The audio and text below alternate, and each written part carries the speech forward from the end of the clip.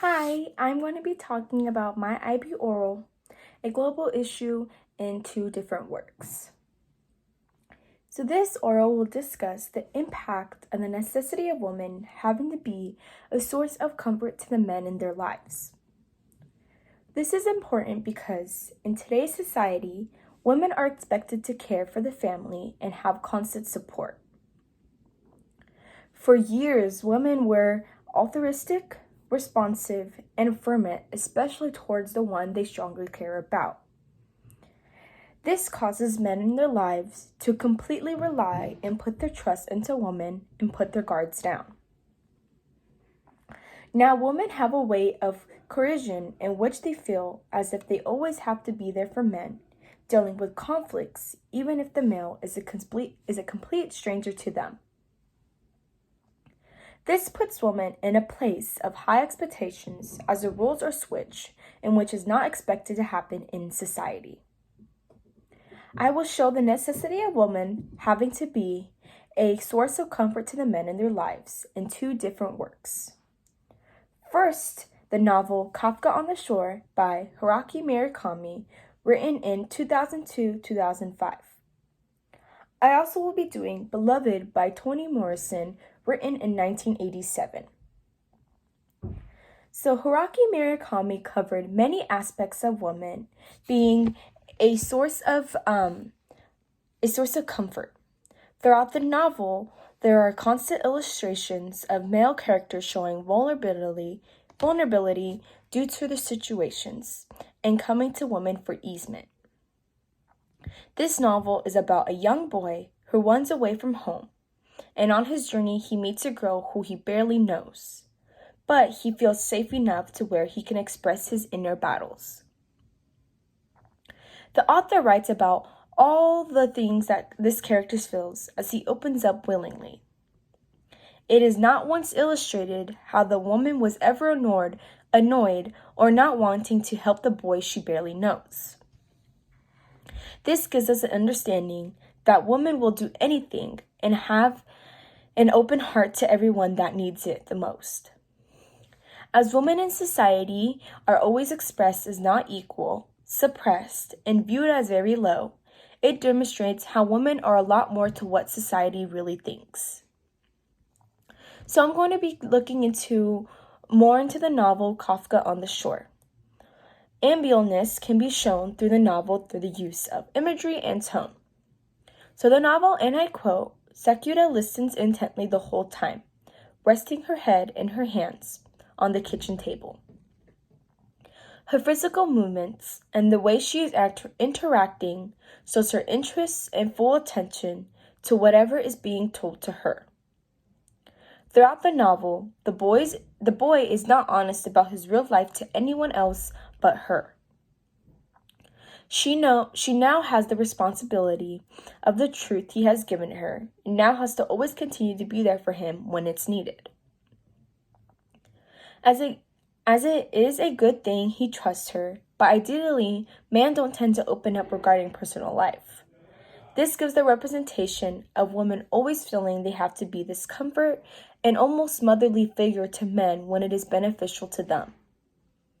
It shows good imagery as it illustrates their physical interactions to show they are having a serious and important conversation one-on-one.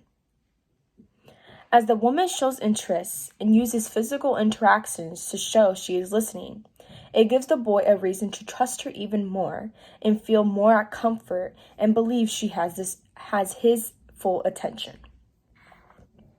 So Murakami uses tone to show concern and connections that is being built through the conversations regarding a very hard topic.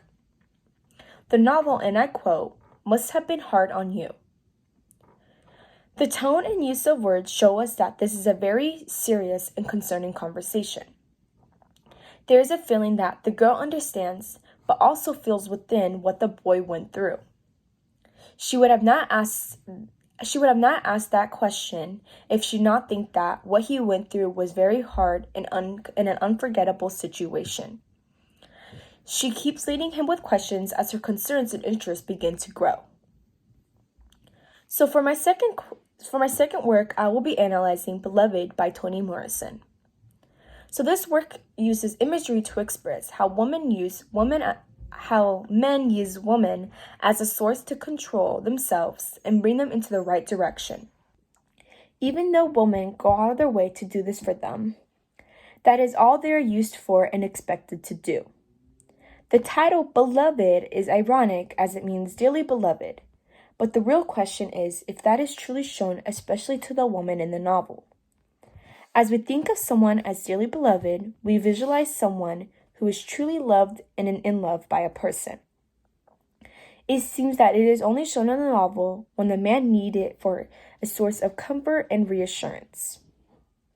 The specific extract I'm going to use illustrates the use of how women can really put an effort and bring out a good side of a man that is fairly difficult to see. The novel, and I quote, Paul D. had only begun. What he was telling her was only the beginning when her fingers on his knee, soft and reassuring, stopped him. It is shown how the physical touch of a woman suddenly caused a weak and sensitive spot to the man. He relies on her to put him back in his mind and give him the reassurance everything is okay through her presence. He opens up about his past and how she's the reason for his return. Again, this pressure is thrown onto the woman as she has to make him feel a source of comfort and to react to what he had said. Men are unable to figure things out within themselves, but go get the help for guidance as they are unsure on life choices. So the tone changes as at first Paul D. was open to tell Lisetta about his past, to then wanting to hide it away from her.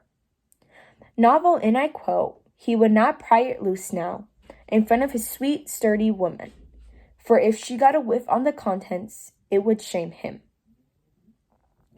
He gave her this job and responsibility of this past, and feeling as if she needs to protect and comfort him, to only end up hiding the rest of his past away.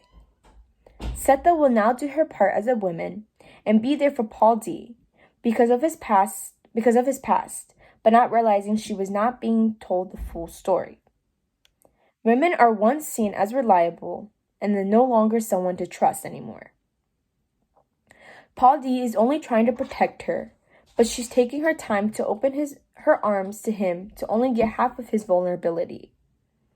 Women are seen either as super strong and someone to take control or nor support at all. They are required to show this type of support, and if not, then they can be expressed as substandard. So in conclusion, both of these works illustrate the liability, trustworthiness, and comfort women hold so that man can feel a sensation of a person constantly being there when it is beneficial to them. All women tend to give in these situations. In both works, it is shown through the characters how the women want to be there for the men, so they get the comfort and reassurance they want to feel within themselves. The men aren't able to figure out difficult battles on their own, so they run to the woman to guide them into the right directions and right paths. This puts a heart-torn woman as they now have this pressure to feel that they must always be there regardless of the situation. Women will do anything to help, but they do not get the full truth or this type of treatment back. Women are expected to do a lot more, but in society, it is actually expected for men to take charge and do this for the woman. But instead, rules are changed in this situation. Thank you so much for listening to my IB Oral, and have a great day.